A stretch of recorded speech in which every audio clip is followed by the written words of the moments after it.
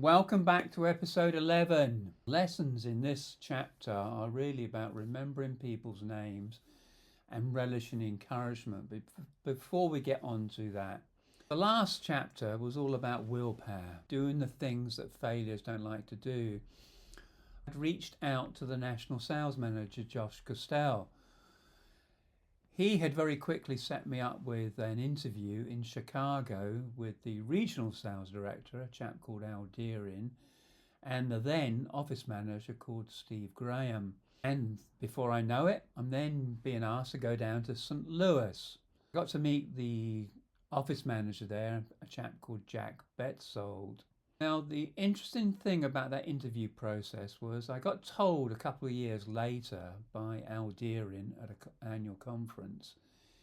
He said, "You know what, Neil?" He said, "The only reason we really took you on was we never had come across anybody that asked so many questions." Now, if you think about that, if you're in the arena of sales, what is sales about? It's about the ability to ask questions. So that was the differentiator, and that's what got me the interview with Jack. One of the things I learned interviewing with Jack and his staff in St. Louis was he used what was called the 4-touch process. I had an interview with him, I had an interview with his service director, a man called Stuart. I had an interview with one of the top salespeople down there, a chap called Dave. And at the end of it all, he turned around and he said, "Well, there's one more person you need to meet. And if she likes you, the job's yours." And that was Teresa, the office manager. What Jack had introduced there was a 4-step interview process. And most employers today get this wrong. If you interview somebody once, you've got a 50-50 chance at best of getting it right. If you interview somebody twice, you've got a 70% chance. 3 times, 80%. 4 times, 90%. If you ever get to 100%, you'd make a fortune in the recruitment field, I can tell you that.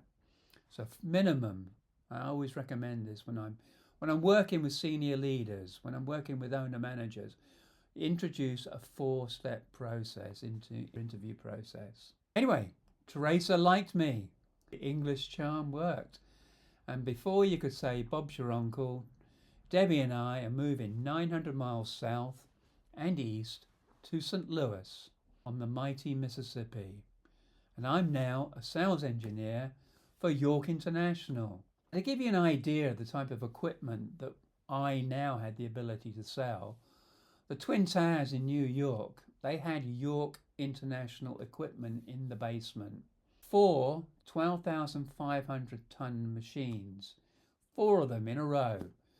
Each of those machines was bigger than a steam turbine that powered the ocean-going ships that I'd been on. About 3 months after starting, Josh Costell then came down to take me out on some sales calls, and we're driving up to this plant. He says, "Neil, the secret is you've got to get on first name terms." Get ushered in and introduced to the president, and Josh turns around in his own inimitable way and says, "Well, Frank," he said, "well, you don't mind me calling you Frank, do you?" And Frank turned, well, it wasn't Frank. He turned around and he said, "You can call me what you want, Sonny, but the name's Fred," in a very sardonic style. So I learned very quickly that if you're going to actually use names, make sure that you get them right. St. Louis was memorable for 3 other things.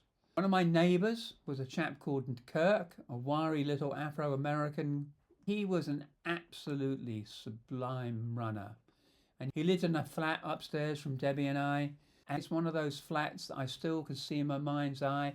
Had a great big Eames armchair, had a Garm prints on the wall, had this stereo system to die for, and Kirk would sit in his Eames, listen to his music, appreciating his art.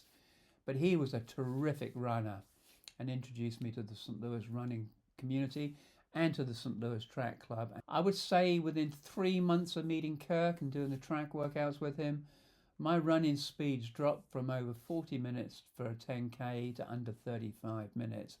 The second thing that happened is one of the secretaries in the office in St. Louis was a woman called Diane. In those days, we didn't type our own letters. We would write them out, dictate them, and a secretary would type them up. Diane turned around to me one day. She said, "You know what, Neil? You really are a terrific writer. There's something almost lyrical about the way that you write. I'm really proud. I said, I can't believe what you just said, Diane. She said, why is that? I said, well, my English teacher at school was so dismissive. I actually left with no English qualifications. My English teacher had squashed my enthusiasm for English language. And so I'd stopped writing. With Diane's encouragement, I actually started writing again. The third significant thing that happened in St. Louis was I got divorced. I think I'm going to leave it there. If you've liked this chapter, it's all about remembering people's names and get them right. And it's about encouragement. Relish the encouragement when it comes your way. Take it on board, acknowledge it, work with it. So those are the lessons for this chapter, chapter 11. I hope you've enjoyed it.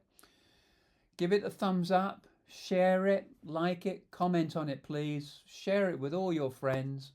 I'm looking to get some traction going here with this community, with these videos. So please give it the thumbs up. And I'll see you tomorrow for chapter 12. Thank you very much.